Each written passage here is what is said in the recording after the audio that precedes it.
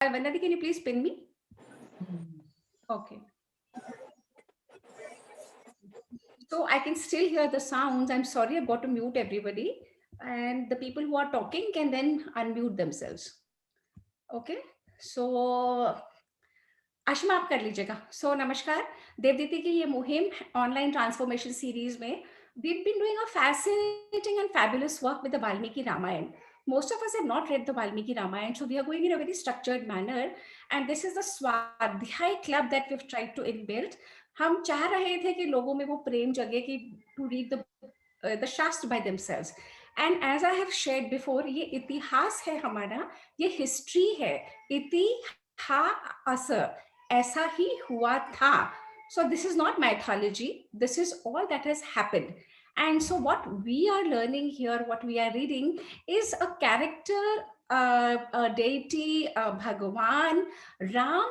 क्योंकि हम उनकी पूजा क्यों करते हैं या उनके बारे में हमें क्यों पढ़ना चाहिए, क्योंकि उनकी वैल्यूज को हम एम्यूलेट करके अपनी लाइफ में ला सकते हैं और अपनी लाइफ को बेटर बना सकते हैं. That is the sole purpose. जब आप किसी को प्रे करते हैं, you pray that those qualities come within you to make your life better, and through your life the life of surrounding the people who surround you, their lives better. तो जो हम पिछले बार कर रहे थे, बहुत सुंदर सिनॉप्सिस दी थी. उससे पहले वंदना दी ने दी थी, फिर आशिमा ने दी थी, फिर वंदना दी. तो इस तरीके से हम चल रहे हैं. We become one person to give a synopsis and then the rest of us give our own views. तो हमने पिछली बार देखा था कि किस तरीके से Sita is a very strong character. What has come across is that Sita is a very strong character and she counter question करती है, काउंटर आर्ग्यूमेंट करती है राम को, और कहती है बार बार कि जिस तरीके से आप चाहते हो ना, मुझे लेक्चर दे रहे हो, मुझे देने की जरूरत नहीं है. I know what all my duties are, but you need to be knowing that जो पत्नी होती है वो पति की भाग्य के साथ जुड़ी होती है, और अगर आपको वनवास मिला है तो मुझे ऑटोमेटिकली मिल गया. और इस तरीके से तो आज जो करेंगी Ashima, the entire thing is प्रक्रिया. जब हम किसी ट्रिप पे जाते हैं ना, हम ट्रिप पे जाने से पहले क्या करते हैं, हम तैयारी करते हैं कि हमें क्या क्या लेके जाना है उस ट्रिप पे. पर यहाँ पे आप देखोगे कि रामायण में जो तैयारी हो रही है वनवास की, वो हो रही है कि राम, सीता और लक्ष्मण क्या क्या दे के जा रहे हैं, क्या क्या दे के जाना है, किस तरीके से देना है, दान कैसे करना है, क्यों दान की का इतना महत्व है हमारे ये सनातन परंपरा में. And I will and with a 1 minute story. और स्टोरी क्या है, एक बहुत बड़ा राजा था, और वो राजा ने अपनी प्रजा में से सबको बोला कि मैं आपको करोड़ों रुपए दूंगा, पर मैं चाहता हूं कि जब मेरी मृत्यु हो, when I die, I want to take that entire things with me. सब कुछ मैं लेके जाना चाहता हूं अपने साथ. तो सबने कहा ये तो पॉसिबल नहीं है. आज तक कोई भी इस पृथ्वी से कुछ लेके नहीं जा पाया. राजा ने कहा मुझे नहीं पता, मैं तो करोड़ों रुपए देने को तैयार हूं. अब सबने अपने ब्रेन्स लगाए, बहुत कुछ सोचा, बहुत कुछ करा.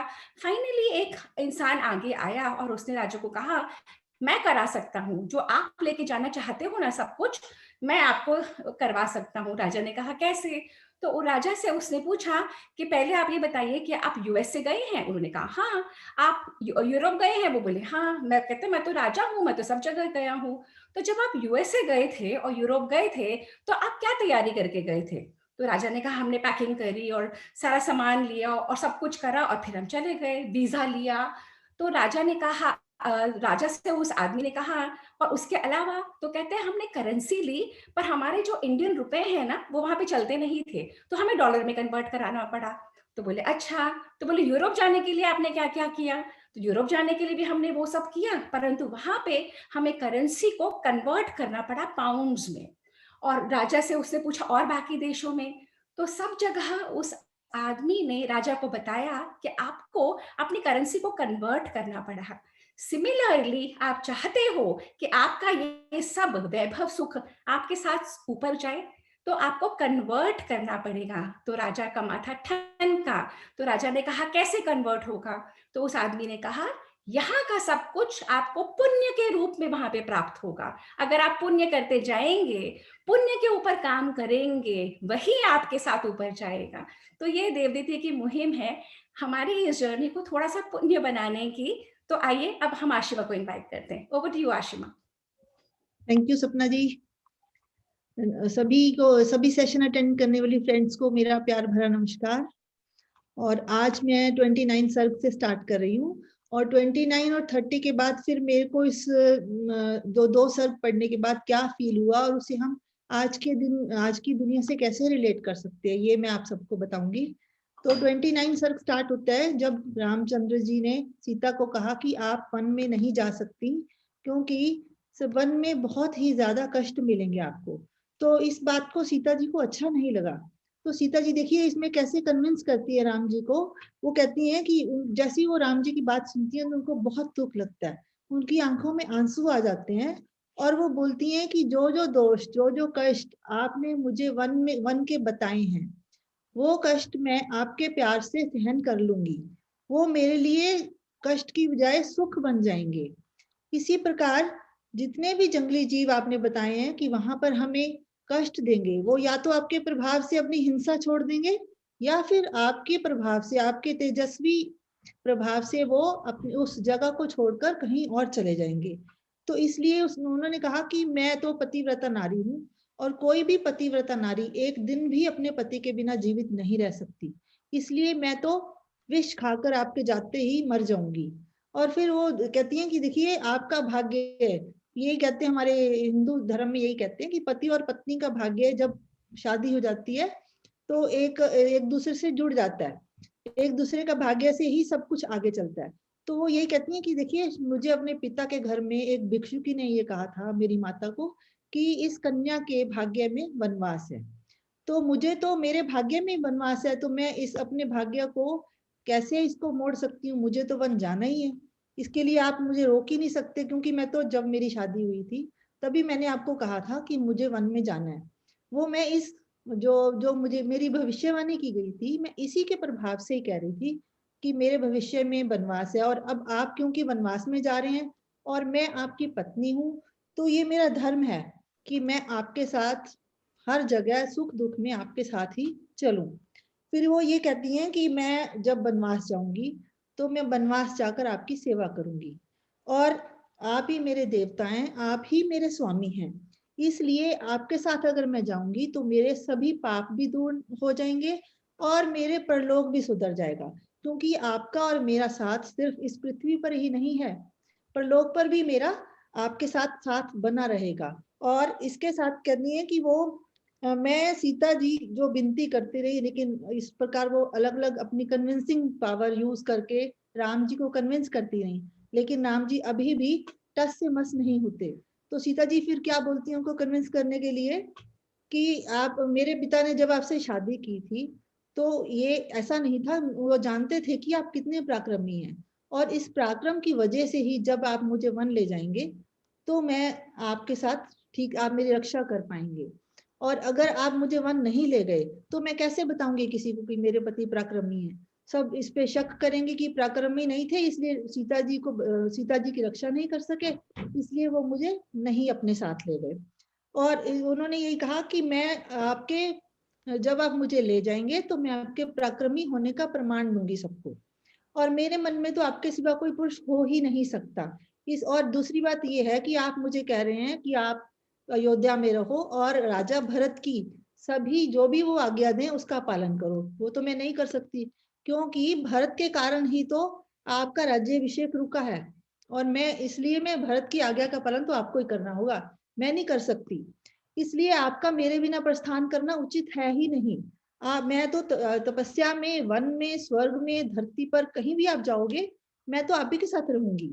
और इसके लिए आपको क्या, अगर आप रास्ते में कांटे होंगे, सरकंडे होंगे, तो मैं उनको फूलों की तरह समझकर बर्दाश्त कर लूंगी।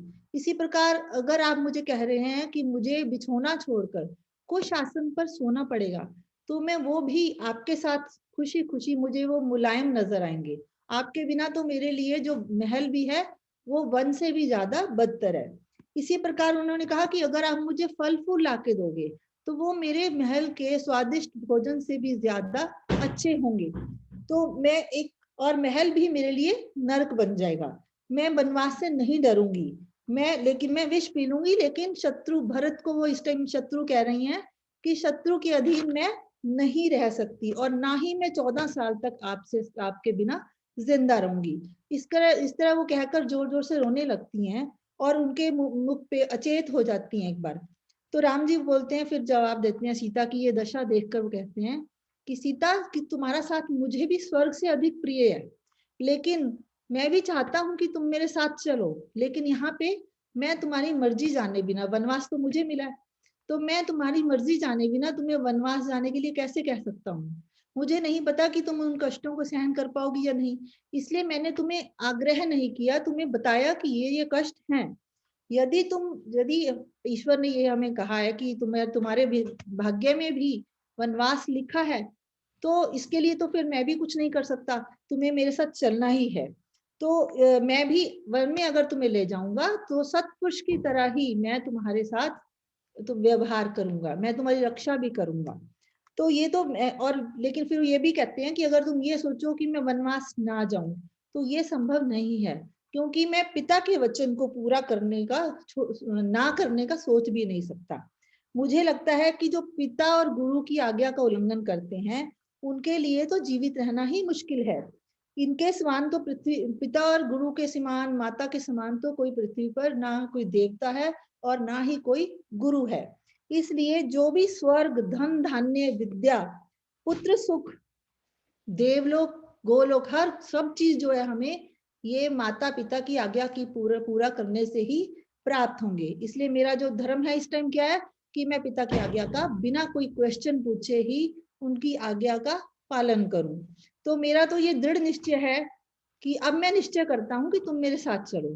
तो सीता जी उनको कन्विंस कर लेती हैं और कहते हैं कि अच्छा ठीक है, तुम मेरे साथ चल रही हो तो तुम अपना जो भी दान धर्म, जो अपना गहने हैं, जो बिस्तर है, जो सब चीज है, आपको वनवासी की तरह मेरे साथ चलना है, इसलिए आप सब चीज दान करके आओ।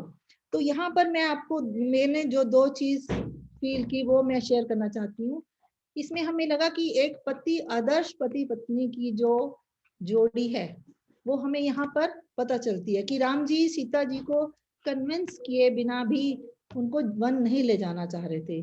और सीता जी कहती हैं कि मैं तो आपकी सिर्फ इस जन्म में पत्नी नहीं हूँ, मैं तो हर सुख दुख में, परलोक में, लोक में, सब जगह मैं आपकी पत्नी हूँ। तो एक जो सुख दुख के साथी होते हैं यहाँ पर, वो एक आदर्श उदाहरण उपस्थित है। दूसरा मुझे सबसे बड़ी बात जो लगी कि जब पहले भी हम सुनते हैं कि सीता जी को भी किसी ने बताया था कि आपके भाग्य में वनवास है, तो उस टाइम जब वो सीता जी बच्चा थी या छोटी थी अपने बचपन में, तो सबने कहा नहीं ये कैसे पॉसिबल है, ये तो राजा की पुत्री हैं, इनके वनवास जाने का क्या अर्थ है। तो इधर जब, और जो हम पहले पढ़ चुके हैं कि राम और सीता जो हैं दोनों रावण वध के लिए ईश्वर ने उन्हें पृथ्वी पर अवतरण किया था। तो इस प्रकार दोनों का भाग्य ईश्वर ने जोड़ा। राम जी को भी अगर सीता जी वनवास ना जाती तो रावण वध असंभव था। तो उन्होंने पहले सीता जी के भाग्य में लिखा वनवास, फिर माता के कई के मुंह पे सरस्वती आई और उन्होंने उनको वनवास दिया। तो मतलब ईश्वर की जो, हमें ये कहना चाह रही हूँ कि हम लोग अपनी परिस्थितियां देखकर मैं भी विचलित हो जाते हैं, लेकिन हमें ये नहीं, हम सोचते कि ईश्वर हमसे आगे बहुत कुछ सोचता है, शायद हमारे आने का पर्पस कुछ और है, यहाँ पर हम छोटी छोटी बातों से विचलित हो जाते हैं। तो ये मुझे एक ये चीज यहाँ पर बहुत बड़ी लगी कि हमें ईश्वर के ऊपर सरेंडर कर देना चाहिए और अपना जीवन आगे चलते रहना चाहिए। लेकिन हम परिस्थितियों के अकॉर्डिंग एक्ट भी करते हैं, रिएक्ट भी करते हैं और अपने आप की, अपने भाग्य को कोसते भी हैं कि हाई ये क्या हो गया हमारे साथ। तो ये एक सबसे बड़ी शिक्षा और सबसे ज्यादा दुखी होते हैं कि मैं ही क्यों और इसमें एक चीज और ऐड करूंगी अशीमा जी, जब भगवान राम जब सीता जी को ये बोल रहे होते हैं कि तुम नहीं चलोगी, तो सीता जी बोलती है अगर मैं नहीं जाऊंगी तो उस ब्राह्मण ने, जिसने ये फ्यूचर प्रिडिक्ट किया था कि मेरे को वनवास होगा, तो उसका क्या असत्य हो जाएगा। सो दैट शोज कि हाउ मच उनको कितना वो था कि किसी ब्राह्मण का कहा हुआ भी असत्य नहीं होना चाहिए। और राम जी का ये देखिए कि कहते हैं कि बीवी के ऊपर पूरा कंट्रोल है, तो आपने जो बीवी को आज्ञा दी कर लो, बट जो आपने बात की कि आदर्श पति वही है जो बिना बीवी की इच्छा जाने बिना उसको किसी चीज के लिए फोर्स ना करे।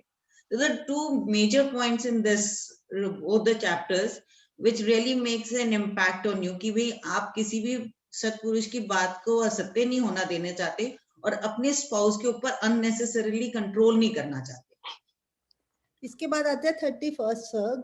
तो उसमें लक्ष्मण जी का जो लक्ष्मण, जब राम और सीता आपस में बात कर रहे होते हैं तो लक्ष्मण जी वहीं उपस्थित होते हैं।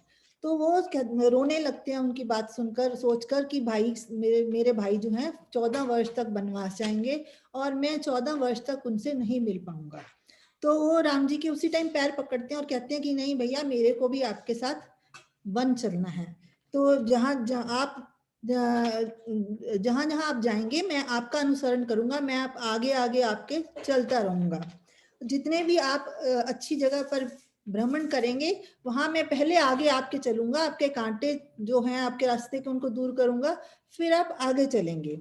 और राम जी ने क्या किया, लक्ष्मण जी को प्यार से मना कर दिया कि नहीं, आप इस तरह से अयोध्या छोड़कर मेरे साथ वन नहीं जा सकते। और लेकिन लक्ष्मण जी कहते हैं नहीं, मैं आपसे अलग रह ही नहीं सकता, मुझे आपके साथ वन चलना ही है। तो लक्ष्मण जो है राम के साथ हाथ जोड़कर प्रार्थना करते हैं।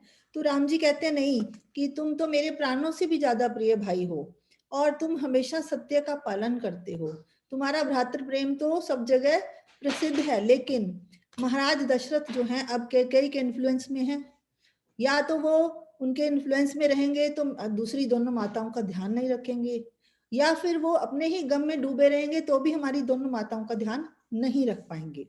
इस प्रकार यदि भरत भी जब राजा बन जाएंगे तो वो कैकेयी के अधीन हो जाएंगे। इसलिए या तो वो, अगर वो धर्म के अनुसार चलेंगे तो फिर माता का ध्यान रख पाएंगे, अगर वो नहीं चलेंगे तो फिर हमारी माताओं का ध्यान कौन रखेगा। तो लक्ष्मण जी कहते हैं नहीं भैया, जो है भरत जो है वो धर्म का पालन करने वाले हैं, इसलिए वो हमारी माताओं का ध्यान अवश्य रखेंगे।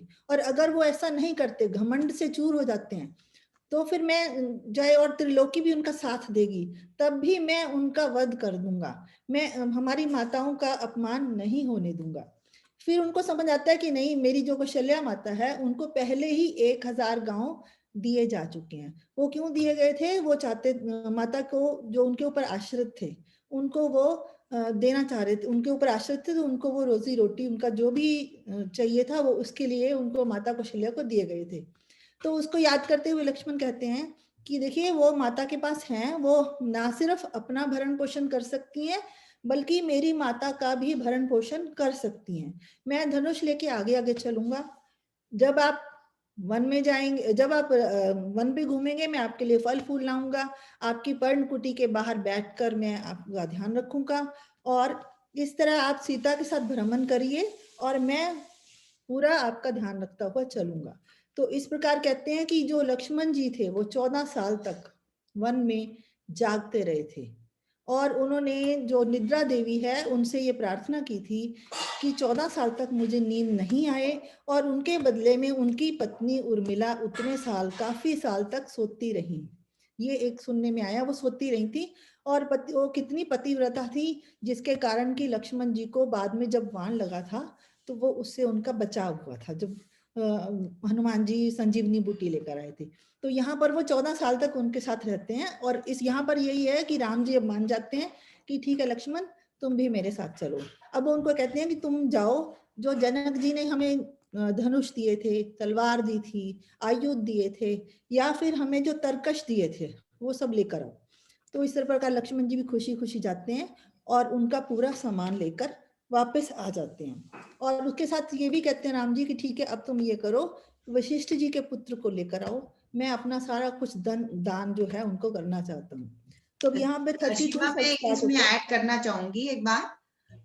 इसमें लक्ष्मण जी ने जो सबसे बड़ी बात उनको बोली थी श्री राम जी को, कि मैं आपका, जो आपने पिताजी का वचन सत्य करना है, मैं आप उसका एक मान्य बनूंगा, मैं आपका साधन बनूंगा, तो मुझे उससे बहुत बड़ा पुण्य प्राप्त होगा। मतलब मैं आपका वचन पूरी करने के लिए मैं उसका एक मीडियम बन जाऊंगा। तो जो मीडियम बनता है उसको बहुत सारा पुण्य प्राप्ति होती है। इस बात को मानकर ही श्री राम ने उनको अपने साथ ले जाने की अनुमति दी थी कि चलो, क्योंकि तुम्हें अपना एक प्राप्त होगा। तो लक्ष्मण जी जाते हैं और वशिष्ठ जी के पुत्र सुयोग्य को अपने साथ लेकर, इसी बात पे लक्ष्मण ने राम से कहा कि आपने तो पहले ही मुझे कहा है कि तुम मेरे साथ रहोगे, मेरे को जब आप राज्य में मुझे रख रहे थे, तो आप चाहे राज्य हो चाहे वनवास, जब आप मुझे पहले ही कह चुके हो कि तुम मेरे साथ हो, तुम्हें रूल करना है, तो चाहे मैं यहाँ पे आपके साथ रहूं चाहे वहां पे, मैं तो चलूंगा, ये वाली बात कि और जंगल अयोध्या हो जाएगा, राज्य हो जाएगा, और राज्य जंगल हो जाएगा, वाइस वर्सा हो जाएगा, but he has to be with him only. वो नेक्स्ट में आएगा। तो अब इसमें जो है लक्ष्मण जी जाते हैं सुयज्ञ को, जो वशिष्ठ जी के बेटे हैं, उनको अपने साथ लेकर वापस आ जाते हैं। तो राम जी बोलते हैं ठीक है सुयज्ञ, अब मैं वनवास जा रहा हूँ, तुम मेरे भवन का ध्यान रखना, और उनको अपने सोने के कुंडल, मणि, रत्न से पूजा करते हैं और कहते हैं कि सीता जी भी अपने जो आभूषण हैं, अपना जो कीमती सामान है, वो दान देना चाहती हैं और आप उनको अपनी पत्नी को दे देना। तो इस प्रकार जो है उत्तम बिछोने जो कि रत्नों से युक्त थे, सीता जी उनको दान दे देती हैं। इसी प्रकार उन्होंने कहा कि जो मेरे मामा ने मुझे हाथी दिया था, वो भी मैं आपको दान में देना चाहता हूँ, और क्योंकि उसका पालन पोषण आपको करना पड़ेगा, इसलिए वो मैं 1000 अशरफियां भी साथ में आपको दूंगा।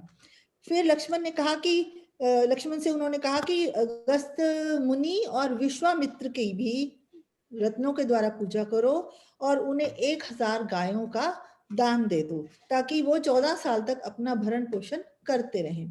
इसी प्रकार उन्होंने कहा कि जो अध्ययन करते हैं यजुर्वेद का ब्राह्मण लोग, जो कि भिक्षा मांग, जो अच्छा खाना तो खाना चाहते हैं, लेकिन क्योंकि वो अध्ययन में मस्त हैं, लगे हुए हैं, तो वो बाहर भिक्षा मांगने नहीं जा सकते, इसलिए उनको भी आप कुछ गौओं का दान दे दो, दूध, दही, घी, जो भी उनको चाहिए सबको दान दे दो।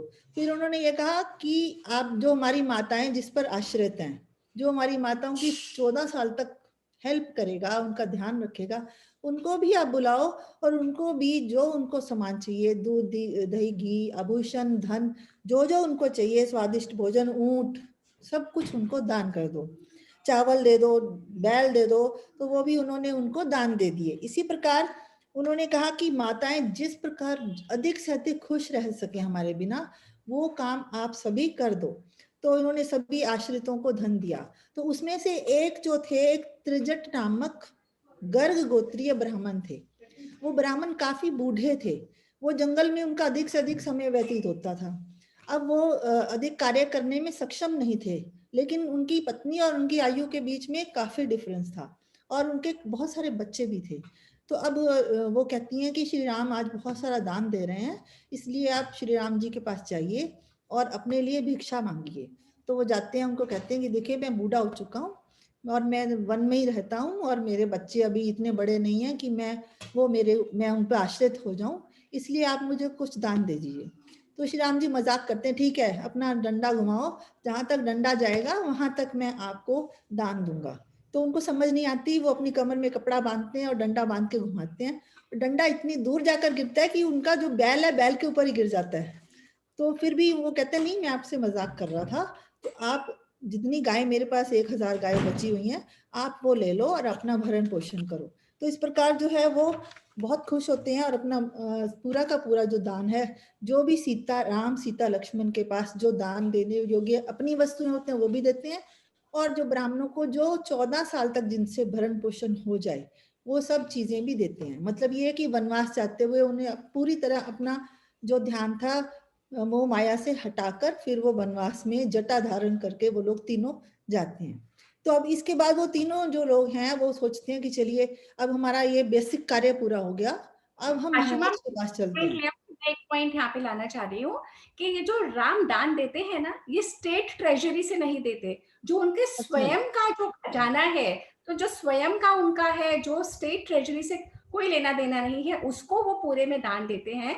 और 14 साल के लिए जो भी उन पे आश्रित हैं, ब्राह्मणों को, स्कॉलर्स को, सबको तो देते ही हैं, पर जितने भी एम्प्लॉइज हैं भरत लक्ष्मण के भवन के, श्री राम और सीता के भवन के, उन सबको भी 14 इयर्स की सैलरी देके, पूरी सैलरी देके, जिससे कि वो किसी पे आश्रित ना हो और वे ही लोग उनकी दोनों माओं का ध्यान रख सके। तो जो राम का कैरेक्टर दिखाया है कि राम, और जब दान देते हैं इतनी मीठी वाणी में, कहीं कोई अहंकार नहीं, कहीं कोई मैं भाव नहीं। और जब वो सुयज्ञ को बुलाते हैं, वशिष्ठ के पुत्र को, तो कहते हैं कि तुम्हारी पत्नी की सखी सीता, उनके जो वर्ड्स हैं जो उन्होंने यूज करा है, वो ये नहीं कहते कि सीता महारानी दान दे रही है, वो सुयज्ञ को कहते हैं, तुम्हारी पत्नी की सखी सीता तुम्हारी पत्नी को ये भी देना चाहती है और ये भी देना चाहती है। तो technically the point that what my teacher told me was in this episode कि अगर आप दान देते हैं तो किस भाव से दान देते हैं, क्या आपके मुंह से शब्द निकलते हैं, क्या आपके चेहरे पे एक्सप्रेशन है, वो ज्यादा जरूरी है आपके अंतर का भाव बनिस्पत के आपने क्या दिया, कितना दिया। और यही वो पुण्य है जिसकी मैं बात कर रही थी टॉक से पहले, कि यही वो है जो हमारे साथ ऊपर जाएगा। तो इस पे हमें काम करना बहुत जरूरी है। हमारा attitude in giving, that is the most important thing. Okay Ashima, thank you. हाँ जी। अब तीनों जो है राम, लक्ष्मण और सीता जी रथ पर चढ़कर महाराज से मिलने निकलते हैं। तो देखते हैं दो सेवक उनके जो धनुष और आयुध लेकर उनके साथ रथ पे ही बैठे होते हैं, और जिसको अभी तक उन्होंने बहुत फूलों से सजाया हुआ था। तो अब जब वो लोग जा रहे होते हैं तो लोग उनको छतों पे 2 मंजिला मकान से या 5 मंजिला मकान के ऊपर चढ़कर उन तीनों को देख रहे होते हैं और बड़े दुखी हो रहे होते हैं उस टाइम, कि अब उन सबको पता चल जाता है कि अब ये तीनों जो है वनवास के लिए तैयार हो रहे हैं। तो उस पर सड़कों पे बहुत भीड़ होती है एकदम, लेकिन राम जी जो है बिल्कुल कोई उनकी भावना में चेंज नहीं होता। तो लोग बात कर रहे होते हैं कि देखिए, जो राम जी आज तक चतुरंगिनी सेना लेकर चलते थे, आज वो वनवास के लिए अकेले ही जा रहे हैं। इसी प्रकार कहते हैं सीता का तेजस्वी, जो सीता जो इतनी तेजस्वी थी, महारानी थी वो, तो उनसे आज्ञा लेकर ही किसी को मिलने की अनुमति मिलती, मुश्किल से ही मिलती थी। कहते हैं कि जो सीता जी हैं, जिनको पक्षी तक भी जिनके दर्शन नहीं कर पाते थे, आज वो वनवासी वेश में सड़क पे राम जी के साथ जा रही हैं। इसी प्रकार वो लक्ष्मण जी को कहते हैं कि राम जी जो, इस पर राम जी के लिए कहते हैं कि जो राम जी सबकी कामनाएं पूर्ण करते थे, और जो आज वही रामचंद्र जी धर्म की रक्षा करने के लिए, अपने पिता के वचन को पूरा करने के लिए वो वन में जा रहे हैं, सिर्फ अपने पिता का वचन पूरा करने जा रहे हैं, इसलिए वो बिल्कुल तैयार हैं। इसी प्रकार वो कहते हैं कि राजा दशरथ जो हैं, उन्होंने पता नहीं कौन सी बुरी उनके ऊपर छाया पड़ गई, जिसको कहते हैं वो लोग, तो किस बुरी नजर के आवेश में पड़कर उन्होंने अपने इतने दयावान, शीलवान, जो लोकप्रिय पुत्र थे, उनको उन्होंने वनवास दे दिया। फिर और कहते हैं कि आजकल तो कोई अपने इतने जो बुरा, जिसको कहते हैं कुपुत्र को भी अपना वनवास नहीं देते, पर पता नहीं राजा दशरथ को क्या हो गया, उन्होंने अपने ऐसे राम जैसे बेटे को भी वनवास दे दिया। क्योंकि राम तो जो है, पूरे राम के कथा तो पूरे जगत के लिए ही हितकर है, और राम जी स्वयं तो बहुत ही दयावान हैं, उदारशील हैं, और सब में सबको बड़े प्यार से बात करते हैं और किसी के ऊपर गुस्सा नहीं करते। तो फिर भी ऐसे बेटे को उन्होंने वनवास क्यों दिया? तो इस प्रकार जो लोग हैं इस तरह लग रहे थे बिल्कुल जैसे कि जब तालाब से तुलना की है कि तालाब जैसे ही सूख जाता है, उसके रहने वाले पक्षी जैसे तड़पते हैं, पक्षी नहीं, जो उसमें मछली वगैरह जितने भी हैं वो तड़पते हैं, उस प्रकार ये लोग तड़प रहे थे उस प्रकार। इसी तरह जो है वो फिर आपस में बात कर रहे होते हैं कि देखो, लक्ष्मण और सीता जी भी तो राम जी के साथ जा रहे हैं, हम भी अब इस नगर को छोड़कर, हम भी अब इस घर को छोड़कर राम जी के साथ, उनके साथ वन में चले जाएंगे। तो वो कहते हैं ठीक है, अब हम ये करते हैं, हमारे घर में जितना भी गड़ा हुआ धन है उसको हम उखाड़ते हैं, उसको उखाड़ कर अपने साथ ले जाते हैं, और उसके जहाँ हम राम जी जाएंगे वहीं हम चले जाएंगे, और ना घर में जब तब पूजा पाठ होगा, ना सफाई होगी, धूल मिट्टी आएगी, और जो वन में रहने वाले जीव जंतु हैं वो वहां से हटकर यहाँ आ जाएंगे, और हमारा ये वाला जो घर है ये वन बन जाएगा, और वन में जब हम सब राम जी के साथ रहेंगे तो वो सारा नगर बन जाएगा। तो इस प्रकार कहते हैं कि कई ऐसे वनवास, वन जैसे अयोध्या को लेकर इस पे राज करती रहेगी, तो हमें कोई तकलीफ नहीं है। तो इस प्रकार जो है ये लोग धीरे धीरे निकल रहे, अकाल पड़, वो कहते हैं अकाल पड़ जाएगा, फसल नहीं होगी, फिर बारिश नहीं आएगी, तो ये पूरा का पूरा जो अयोध्या है रामचंद्र जी के बिना बिल्कुल वन की तरह, वन से भी भयानक हो जाएगा। और इस प्रकार वो चलते चलते लोगों की बात सुनते हैं, लेकिन वो लोग बहुत दुखी होते हैं, लेकिन वो बिल्कुल भी विचलित नहीं होते, वो अपना शांत भाव से राजा दशरथ के महल की ओर चलते रहते हैं। तो यहाँ पर एक चीज है घर के बारे में, कि घर जो है ईंट पत्थरों से नहीं बनता, घर में घर बनता है इंसानों से, घर बनता है पूजा पाठ से, घर बनता है एक दूसरे के प्रति प्यार की भावना से, क्योंकि अयोध्या में राम जी थे तो सबके आपस में एक बहुत प्यार था आपस में। राम राज्य, आज भी हम कहते हैं कि राम राज्य थोड़ी है हमारा, तो राम राज्य एक बहुत आदर्श राज्य माना जाता था। तो इस प्रकार उन्होंने बोला कि घर में पूजा पाठ, साफ सफाई, एक दूसरे के लिए ध्यान रखना। तो घर की परिभाषा उन्होंने बताई है कि रामचंद्र जी नहीं होंगे तो घर में कुछ नहीं है। अयोध्या से तुलना करेंगे कि हर घर में राम का वास होना बहुत जरूरी है। अगर राम जी नहीं है तो घर वन से भी बदतर है। तो ये भी एक इसमें हम सोच सकते हैं। तो मतलब घर में राम चरित का पाठ होना भी जरूरी है। इस प्रकार फिर वो जाते हैं तीनों मिलकर वन से, उसमें जा रहे होते हैं रथ में। तो वहां पहुंचते हैं और सुमंत्र वहीं होते हैं, क्योंकि राजा उसी बड़ी बुरी अवस्था में कैकेयी के महल में होते हैं। तो वो वहां पहुंचकर सुमंत्र को कहते हैं कि देखिए हम तीनों अब अपने पिता दशरथ के दर्शन करने आए हैं, आप उनको सूचित कर दो। तो जो देखते हैं कि राजा की हालत क्या होती है, कहते हैं राहु से ग्रस्त सूर्य, जब राहु आ जाता है तो हम देखते हैं चंद्र ग्रहण जो लगता है, तो इसी प्रकार राहु से ग्रस्त जो है दशरथ लग रहे थे, या कह सकते हैं हम कि राख से ढकी हुई आग की तरह वो लग रहे थे, और सूखे जलाशय से उसका दशरथ जी का कंपैरिजन किया गया है। तो सुमंत्र जाते हैं और महाराज से हाथ जोड़कर ये प्रार्थना करते हैं कि आपके जो राम जी हैं, आपके पुत्र राम जी आपकी आज्ञा का पालन करने के लिए 14 वर्ष तक वन जाने के लिए तैयार खड़े हैं, आपके दर्शन की इच्छा रखते हैं और आपकी आज्ञा की अपेक्षा कर रहे हैं। तो आप बताइए कि आपसे विदा लेने आए हैं, तो आप बताइए कि मैं उनको बुला कर लाऊं। तो दशरथ जी कहते हैं आप रुको, पहले आप मेरी सभी रानियों को एकत्रित करो। तो सुमंत्र जी जाते हैं, राजा की 350 रानियां हैं, उन सबको लेकर अपने महल में आ जाते हैं। तो सभी रानियां कौशल्या के साथ आती हैं, सभी बहुत दुखी होते हैं। तो सुमंत्र जी ने फिर उन्होंने सुमंत्र जी को कहा कि ठीक है, अब सभी लोग आ गए हैं, आप राम जी को बुलाओ। तो सुमंत्र तीनों को राम, लक्ष्मण और सीता जी को लेकर दशरथ के पास आ जाते हैं।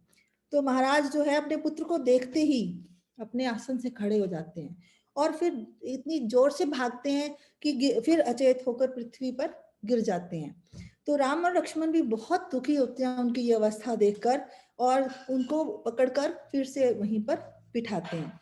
तो सभी जो स्त्रियां हैं, जो उनकी 350 रानियां थी, कौशल्या माता थी और या सुमित्रा थी, कैकेयी के ऊपर कोई असर नहीं होता, ये सब लोग रोने लगते हैं। हा राम कह की आवाज आती है, क्योंकि सभी माताओं के आभूषण की आवाज के साथ साथ और कोई आवाज नहीं आती, सिर्फ हा राम की आवाज सबको सुनाई देती है। सब इतने दुखी होते हैं। तो उन्होंने एक महाराज को वो उठाते हैं और पलंग पे बिठा देते हैं। महाराज इतने शोक सागर में डूबे हुए होते हैं। तो कहते हैं कि महाराज, हम दंडकारण्य वन में जा रहे हैं, हम आपकी आज्ञा का पालन करने के बिल्कुल वनवासी भेष में जटा धारण करके अब हम 14 साल तक वन में ही रहेंगे, और मेरे साथ साथ सीता जी और लक्ष्मण जी भी जा रहे हैं। आप हम तीनों को ये आज्ञा दें, आप ये शोक छोड़ दें, क्योंकि आपने कैकेयी को वर दिए थे और वर देने के कारण आपको मोह आ गया, कि पुत्र मोह आ गया, तो इसलिए आप दुखी हो रहे हैं, आप कृपया दुखी ना हो। लेकिन दशरथ जी कहते नहीं, मैं तो कैकेयी के उसमें वर देने के चक्कर में मैंने तुम्हें वनवास दिया, तुम मुझे कैद करो, तुम मुझे जेल में डाल दो, तो मैं और तुम अपना राज्य ले लो। तो राम जी कहते नहीं, हजारों वर्षों तक आप इस पृथ्वी के राजा बने रहो, मेरे को इसी में बहुत खुशी मिलेगी। मैं तो राज्य का कोई लोभ मुझे नहीं है, सिर्फ आपकी आज्ञा के कारण ही मैं ये राज्य ले रहा था, मुझे राज्य नहीं चाहिए। मैं 14 साल तक वन में जाऊंगा और 14 साल के पश्चात फिर आपका सिर नवाने के लिए आपके चरणों में वापस आऊंगा। तो राजा दशरथ कह रहे हैं, मैं तो सत्य के बंधन में बंधा हुआ हूँ, और ये कैकेयी तुम्हें तुरंत जाने को कह रही है, तो मैं तो कुछ नहीं कर सकता पुत्र। तुम्हारा वन में जाओ, तुम्हारा कल्याण हो, तुम्हें जीव जंतु कोई कष्ट ना दें, वो हिंसा की प्रवृत्ति छोड़ दें, लेकिन तुम सिर्फ एक दिन मेरा कहना मान लो कि तुम एक रात के लिए रुक जाओ, ताकि मैं अच्छे से तुम सबको मन भरकर देख लूं। तो सिर्फ मेरा इतना ही तुमसे आग्रह है कि तुम सिर्फ एक रात के लिए रुक जाओ। तो राम जी कहते नहीं, मैं एक वन में जाने का एक दिन का भी लाभ नहीं छोड़ सकता, मैं आज ही वन में जाऊंगा। लेकिन दशरथ जी कहते हैं नहीं, इस कैकेयी ने तो मेरे साथ धोखा किया है, मैं बहुत विचलित हूँ, इसने तो कुल का नाश कर दिया वरदान मांगकर, और तुम इसको ठीक कर सकते हो। तुम तो सत्यवादी बनना चाहते हो, तुम दोनों ही अवस्था में मेरे लिए बड़े हो, तुम सत्यवादी भी हो और तुम वैसे भी घर में सबसे बड़े पुत्र हो। तो राम जी बोले, पिता कि आप अपने वचन को पूरा करें, आप सत्यवादी बने, मैं आपकी आज्ञा का पालन करता हुआ आज ही वन जाऊंगा, और आप कृपया हमें बीच में मिलने की चेष्टा ना करें। मैं राज्य ग्रहण करने, मैं अपने सुख के लिए अपना राज्य नहीं लेना चाहता था, मैं तो सिर्फ लोकहित के लिए या आपकी मदद करने के लिए ही राज्य को एक्सेप्ट कर रहा था। मुझे राज्य का कोई लोभ नहीं है, आप अपना वचन मिथ्या ना करें। मैं अब आराम से वन में जाना चाहता हूँ। तो कैकेयी ने अगर आपसे ये याचना किया कि राम अभी वन जाओ, तो मैं अभी जाने को तैयार हूँ। आप यहाँ आनंद पूर्वक रहें, संताप छोड़ दें, दुखी ना हो। तो इस, और जो मैंने अपनी पृथ्वी और पर्वत या जो भी आधिपत्य मैंने छोड़ा है, वो मैं भरत को देना चाहता हूँ। भरत इसको अच्छे से ग्रहण करे और इसका इसका जो भी लाभ उसको मिल सके मिले। तो मैं, आप शांत हो, मैं वन में फल फूल खाकर भी शांत रहूंगा, और पर्वत शिखरों पर भ्रमण करूंगा, और जितने जलाशय हैं, जितने भी नदियां हैं, मैं उन सब का आनंद लूंगा। तो इस प्रकार जो है, दशरथ जी जब ये सारी बातें सुनते हैं तो वो बहुत दुखी होते हैं, लेकिन प्यार से राम जी को अपनी छाती से लगाते हैं और बहुत रोने लगते हैं। तो इसको देखकर राम लक्ष्मण सीता के साथ साथ सभी रानियां भी बहुत रोने लगती हैं। तो इतने में सुमंत्र जो है उनको होश आ जाता है।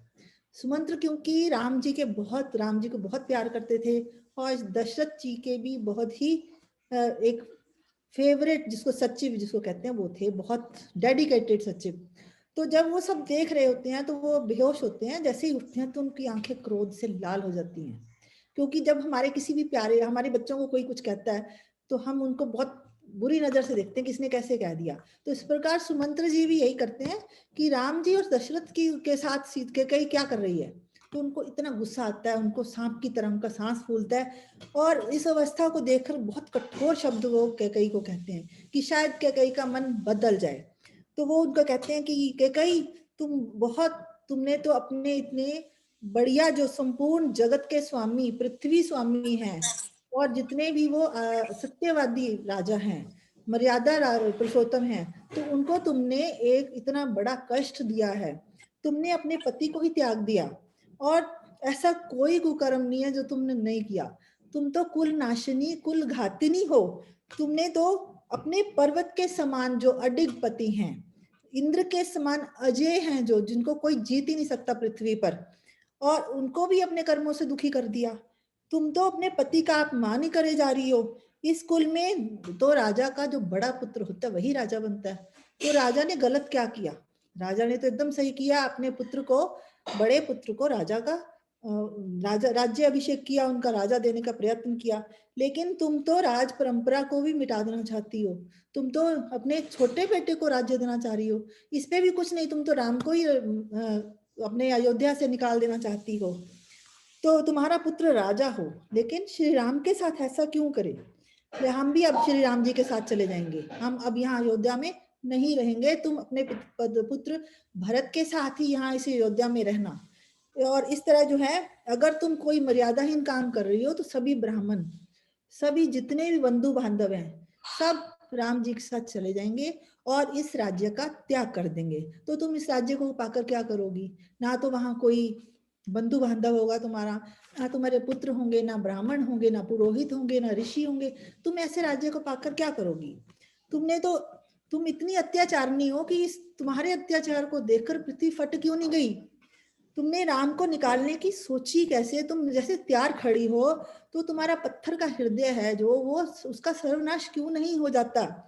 क्या ये बात सच है कि आम को काटकर नीम अगर हम लगाएं तो वो नीम ही रहेगा, आम का पेड़ नहीं बनेगा। इसी प्रकार अगर हम नीम को पानी से बजाय दूध से सींचें, तो क्या हम उसमें से आम उगा सकते हैं? नहीं, नीम की प्रवृत्ति कभी चेंज नहीं होगी। इसी प्रकार तुम भी ऐसी हो कि तुम्हें राजा ने इतने इतने प्यार से पालन पोषण किया, लेकिन तुम वही नीम की नीम हो, जैसे तुम अपनी माता के अनुरूप हो।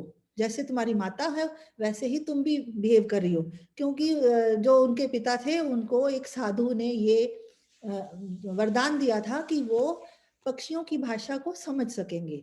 तो जब वो एक दिन राजा अपनी पत्नी के साथ बैठे होते हैं तो वो उन पक्षी की भाषा सुन रहे होते हैं। जिरंब नामक पक्षी की बात उनको सुनते हैं तो उससे उनको हंसी आ जाती है उनकी बात सुनकर।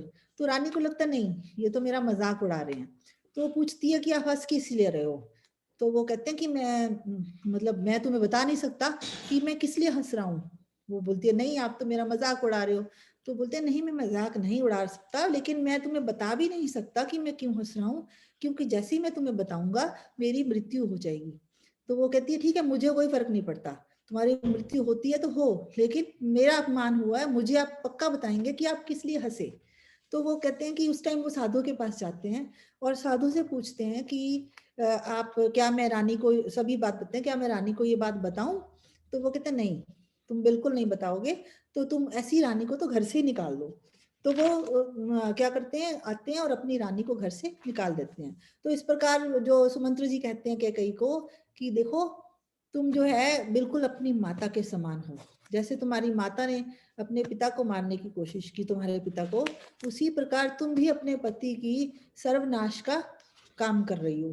तो क्या तुम इस कथन को असत्य नहीं कर सकती कि जो बेटी है वो माता के समान होती है और पुत्र जो है पिता के समान है, क्योंकि राम जी तो अपने पिता की तरह सत्यवादी हैं और तुम अपनी माता की तरह बिल्कुल वैसे ही कुल नाशनी कुल घातनी हो। तुम राम जी को इतना प्यार का क्या तुम ढोंग रचा रही थी कि तुम राम जी को सबसे ज्यादा प्यार कर ढोंग करती थी और उसी राम जी को आप वनवास दे रही हो।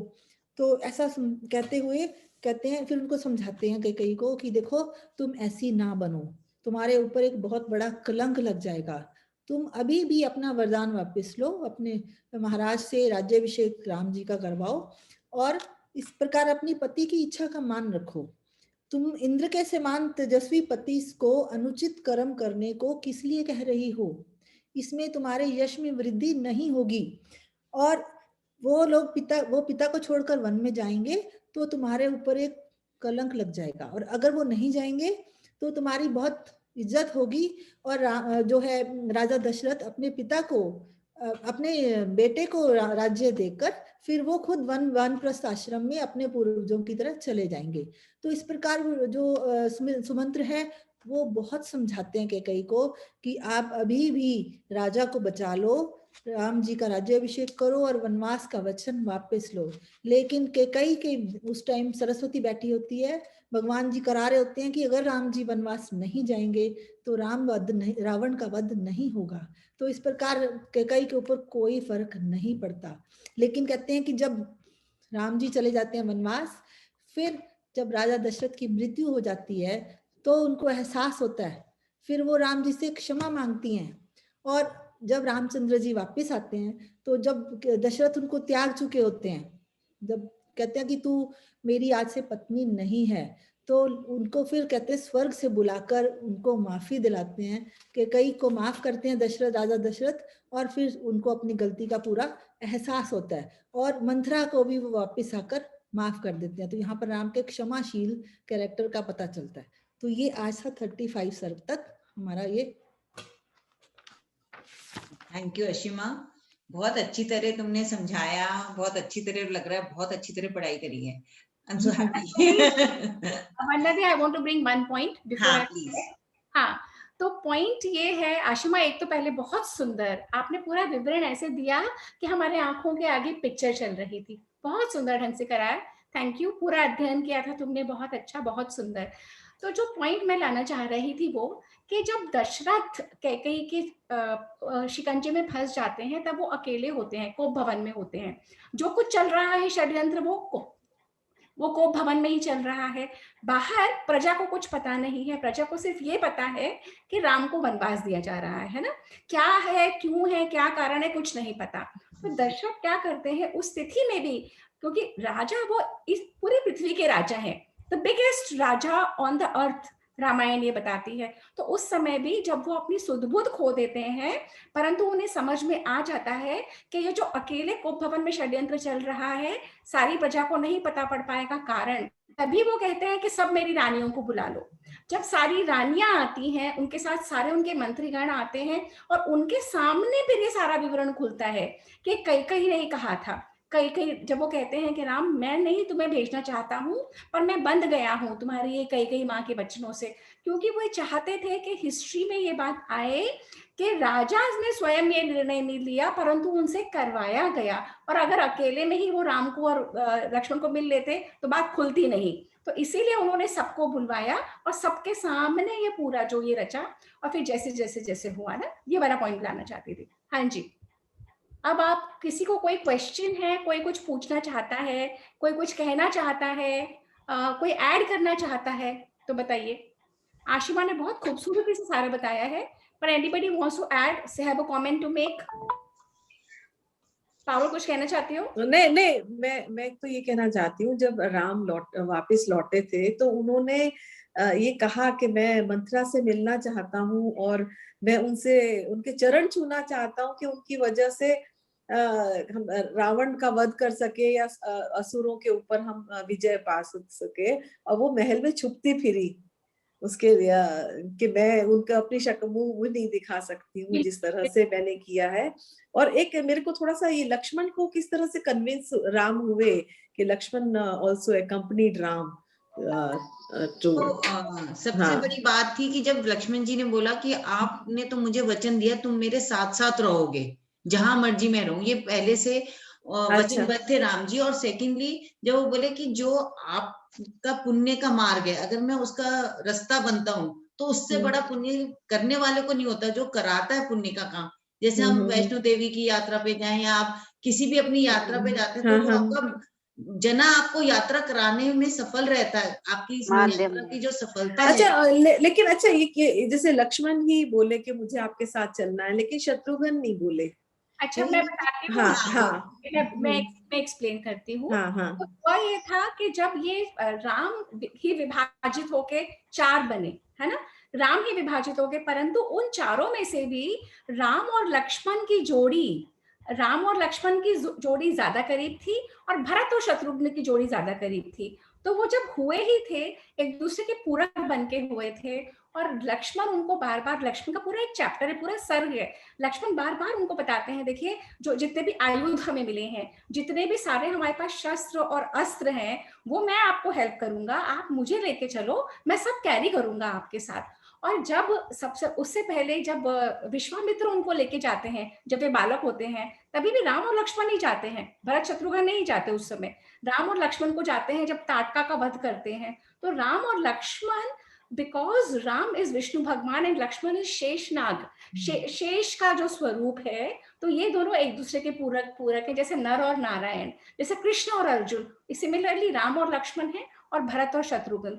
उसके बावजूद लक्ष्मण को बहुत सारी उनको कन्विंस करना पड़ता है राम को, क्योंकि राम नहीं चाहते, अभी विवाह हुआ है, Lakshman is in full youth, young man, और ऐसे किसी यंग मैन को 14 साल के लिए वनवास ले जाओ, जबकि उनको नहीं कहा गया, उनके भाई को मिला है ना, तो ऐसे 14 साल के लिए ले जाओ, पूरा यूथ अपना खत्म करना, इतनी हार्डशिप्स में रहना, इतनी प्रॉब्लम्स। वनवास टेलीविजन पे तो बड़ा ग्लैमराइज दिखाते हैं, पर ग्लैमर थोड़ी है, extremely hard, the kind of living, ना कोई ना नौकर चाकर शैया, उठना बैठना ओढ़ना बिछाना कुछ भी तो नहीं था, और उसमें रहना और जड़ मूल फल खाना, कुछ कुकिंग नहीं करनी, कुछ नहीं करना, तो एक्सट्रीम हार्डशिप। तो जब तक लक्ष्मण स्वयं नहीं कहते कि मैं करूंगा और मैं आपके आगे आगे चलूंगा और आपका बचाव करूंगा, सोऊंगा नहीं, आपका बचाव करूंगा, तब तक राम, क्योंकि पर चाहते थे वो, सीता को भी राम चाहते थे क्योंकि वो उनकी अर्धांगिनी है, पर उन्होंने अपने मुंह से नहीं कहा जब तक सीता रेडी नहीं हुई। सिमिलरली विद लक्ष्मण ने कहा मैं तो रहूंगा ही नहीं तुम्हारे बिना, मैं पहले से ही नहीं रहा। तो जो कई जो कथावाचक होते हैं ना, जो बहुत भक्ति मार्ग वाले होते हैं, वो बड़ी सुंदर सुंदर कहानियां सुनाते हैं कि जैसे राम और लक्ष्मण चारों छोटे छोटे बच्चे, मतलब 6 महीने के चारों होते हैं पालने में, और लक्ष्मण देख रहे हैं कि रोते जा रहा है, और सुमित्रा आई कि न जाने क्यों ये रोए जा रहा है। तो जब सुमित्रा देखती है तो सुमित्रा बाल वो लक्ष्मण को उठा के और राम के पास लिटा देती है, तो वो चुप हो जाता है। तो ऐसी ऐसी कहानियां हैं, अलग अलग कथावाचक अलग अलग कहानियां बोलते हैं, पर बेसिकली दे वर टुगेदर, एक जोड़ा है वो। इसीलिए इस तरीके से ये बनता है। और थैंक यू सपना, बहुत अच्छा एक्सप्लेन। भरत शत्रुघ्न उस टाइम वैसे भी ननिहाल गए हुए होते हैं जब वनवास होता है ना, तब ननिहाल थे दोनों भाई, तो वो प्रेजेंट भी नहीं थे अयोध्या में जब कैकेयी ने वर मांगा था। बिल्कुल, वो थे भी नहीं वहां पे। और सारी है ही कहानी राम और लक्ष्मण का जो जोड़ा है ना, वो है ही नर नारायण का, कृष्ण अर्जुन का। इसी तरीके एक दूसरे के पूरक बन के आते हैं वो लोग ना। अच्छा, अभी और किसी को कुछ कहना है? Vandana di, you want to share last next session किसका रहेगा? हम नेक्स्ट करेंगे 36 सर्ग से लेके 43 सर्ग तक, दैट इज पेज 338 टू 357। तो आप में से कोई आगे आके सिनॉप्सिस देना चाहेगा, जैसे आज अशीमा जी ने दिया था? तो नूतन जी, नूतन पढ़ रही हो क्या रामायण तुम स्वयं? नहीं, मैं नहीं पढ़ रही, थैंक यू। मुझे तो पता ही नहीं कौन सी बुक है और क्या है, बट वही जैसे ग्लैमर वाला ही था, बट तो बहुत ही आई ओपनर है, बहुत ही बढ़िया। और अगर आपको वनवास की पूरी डिटेल की क्या होगा, तो जब वो सीता जी को डराते हैं ना कि वन में जाओगी तो ये कष्ट है, तो पारुल उसमें तुम देखोगे कितना कठिन उन्होंने बताया है वनवास। जो हमें टेलीविजन सीरियल में या किसी भी पिक्चर में हमें लगता है अच्छा ये तो चल रहे हैं आगे आगे बस हिरन दौड़ा है, वो बहुत सुंदर है। जैसे सीता जी काउंटर पार्ट करती है उनको हर चीज में, वो कहते हैं कि तुम ना झरने की आवाज से सिंह हार जाएगा, राम जी बोलते हैं। सीता जी बोलती है नहीं, मुझे तो सिंह को देखने का शौक है, झरने में नहाने का शौक है, मैं नहाऊंगी। बोले तुम झरने में नहाने जाओगी तो जब बाहर निकलोगी तो कीचड़ में पैर सन जाएंगे। तो the difficulties he is telling and Sita ji उसको काउंटर करती नहीं, मुझे ये डिफिकल्टी नहीं है, ये तो मुझे सुंदर दिखेगा। सो आप अगर जब राम जी का वर्णन पढ़ते हो ना, इसमें कितना कठिन है वनवास, तब हमें समझ में आता है कि वो अपनी वाइफ को किस तरह प्रिपेयर करते हैं टू मेक हर रियलाइज कि what all difficulties she can go under. Same with Lakshman ji की, वो लक्ष्मण जी को ये नहीं कहना चाहते कि तुम मेरे साथ चलो, जबकि उन्हें पता है, वो तो भगवान थे, उन्हें तो पता था कि बिना लक्ष्मण के उनका ये 14 वर्ष का वनवास पूरा हो ही नहीं सकता। तो वो हर एक जने को पूरा उसका दृश्य दिखा के उनके मुंह से कहलवाते हैं कि मैं चलूंगा या मैं चलूंगी, ना कि तुम चलो। तो विवरण बहुत अच्छा है, क्योंकि आधे घंटे पौने घंटे में हम पूरे अच्छी तरह से डिस्क्राइब नहीं कर सकते, इसलिए कहते हैं स्वाध्याय। खुद थोड़ा पढ़ के आओ, नहीं समझ में आता तो डिस्क्रिप्शन में समझ में आ जाता है यहाँ पे। इसमें एक चीज और है कि लक्ष्मण जी कभी राम जी के बिना रहे ही नहीं। हाँ, जब वो त्याग कर जाते हैं, जब वो परलोक जाते हैं, तो राम जी से पहले ऊपर चले जाते हैं वो, क्योंकि उनको ये लास्ट में हम पढ़ेंगे कि किस प्रकार जो है राम जी उनको दंड देते हैं, अपने से अलग कर देते हैं। तो वो भी एक कारण बनता है उस चीज का, वो यमराज ही कारण बनते हैं, धर्मराज कारण बनते हैं कि लक्ष्मण जी इस दुनिया इस लोक को छोड़कर पहले जाएं और रामचंद्र जी उनके बाद में जाते हैं। और ये भी कहते हैं कि हम एक बार डिसाइड कर लेते हैं कि पहले कौन करेगा। अगर कोई नहीं दिखता तो आशिमा या वंदना दी, कौन करोगे पर भी बताओ। Vandana di, you want to do? I don't mind, मेरा तो हो चुका 44 चैप्टर तक। तो नेक्स्ट सिनॉप्सिस वंदना दी कर रही है, और वंदना दी कर रही है फ्रॉम, रिपीट कर दो वंदना दी एक बार। Chapter 36 to 43। अच्छा, ठीक है ना? हाँ, और देखिए, हम ना आपको सब लोगों को बहुत रेकमेंड कर रहे हैं कि ये जो इतिहास है अपना, आप इसे रिलीजियस बुक समझ के मत पढ़ो। अपना ये इतिहास है, तो इतिहास की सबसे पहली शर्त है ये पुस्तकें आपके घर में होनी चाहिए। तो गीता प्रेस की हम ट्रांसलेशंस पढ़ रहे हैं, ये इस तरीके से, मैंने खैर कवर कर ली है, तो इस तरीके से है, ये इतनी मोटी 2 बुक्स हैं, प्रथम खंड और द्वितीय खंड, तो जरूर मंगवाइए। एंड 200-250 रुपए या 300 रुपए की फैबुलस प्रिंट, फैबुलस ट्रांसलेशन जरूर मंगवाइए, जरूर अपने घर में रखिए। आप लोग करेंगे तो शायद बच्चे भी करना शुरू कर दें। And we all need to know our history, हमारा इतिहास है, हमें जानना बहुत जरूरी है। और दे देते कि मुहिम में ये आप सब लोगों का योग। सबसे पहले तो we thank you all of you who've been here, who come and who attend the sessions, and नहीं तो हम लोग बैठे रहते अकेले, हम तीनों बोल रहे होते, आशिमा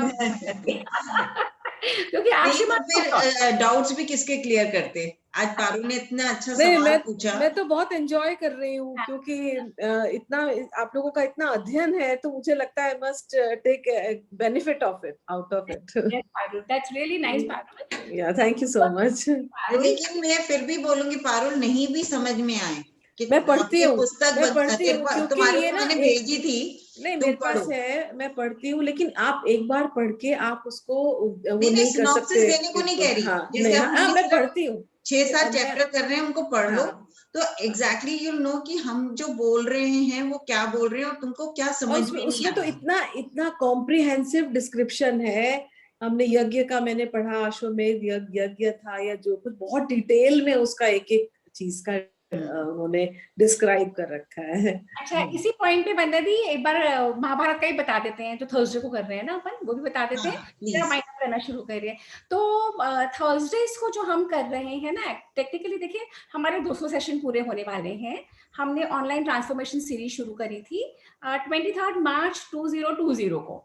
अब 23 मार्च 2021 से पहले हमारे 200 सेशंस हो जाएंगे, which is a big feat by itself. We are very thankful to God, to Shri Ram.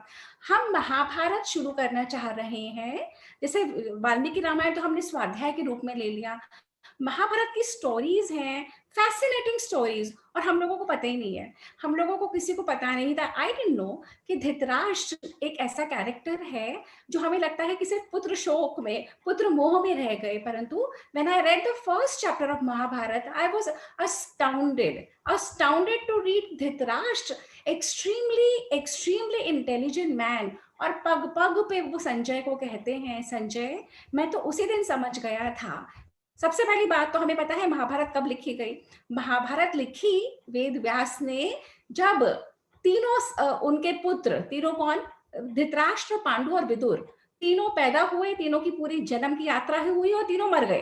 तो तीनों के मरने के बाद जब महाभारत का पूरा युद्ध खत्म हो जाता है, तब वेद व्यास बैठते हैं और लिखते हैं कि मैंने ये पूरी रचना कर ली है अपने मानस में, मैं किससे लिखवाऊं। तब वो ब्रह्मा जी आके गणेश जी के बारे में बताते हैं। तो महाभारत की रचना ऐसे हुई थी, और शुरू ही होता है फर्स्ट चैप्टर, धृतराष्ट्र श्लोक हर श्लोक में बोलते चले जाते हैं। मैं तो उसी दिन समझ गया था, ये मत समझना कि कौरवों में गलती थी इसलिए हम हारे। मैं तो उसी दिन समझ गया था जब श्री कृष्ण उनके साथ खड़े हुए कि हम हार गए। मैं तो उसी दिन समझ गया था जब भीष्म पितामह ने खुद अपने मरने का तरीका पांडवों को बताया, हम तो उसी दिन हार गए थे। मैं तो तभी समझ गया था जब द्रौपदी का चीरहरण हुआ कि हम हार गए। मैं तभी समझ गया था जब अभिमन्यु को सारे महारथियों ने मिलकर मारा। तो हर श्लोक इतने सारे श्लोकों में धृतराष्ट्र पूरी बता देते हैं कि मैं पुत्र मोह में सिर्फ अंधा नहीं हूं, मैं पल पल जानता था कि हम मर चुके हैं, हम नहीं जीतेंगे, परंतु मैं क्या करूं, मैं परबस था। So fascinating. So join us in this journey of Mahabharata 2 on Thursdays at 4 o'clock. And now I hand over the session to Vandana Di. Vandana Di, please go ahead and close. अब मेरे पास बोलने को कुछ बचा नहीं है, रामायण भी हो गई, महाभारत भी होगी, तो आज के लिए बस इतना ही। और हमारा जो अगला सेशन है बड़ा इंटरेस्टिंग है, जो महाभारत का, उससे अगला है बच्चों की स्टोरी का ऑन सैटरडे, और अब से ये ट्यूसडे को ही कैरी ऑन होगा स्वाध्याय क्लब। हम फ्राइडे को नहीं करेंगे क्योंकि थर्सडे हम महाभारत और सैटरडे हमारी बच्चों की कहानियां, जिसमें मैंने देखा है हमारे बड़े लोग भी बहुत इंटरेस्टेड हो रहे हैं। So we hope to see you all on Saturday 1 to 1:30। Session बहुत छोटा सा है बट इंटरेस्टिंग है, और बच्चे बहुत इंटरेस्ट ले रहे हैं। मेरे पूरे व्हाट्सएप ग्रुप पे बच्चों की बनाई हुई पिक्चर्स आ रही हैं। सो नमस्कार एंड थैंक यू एवरीवन।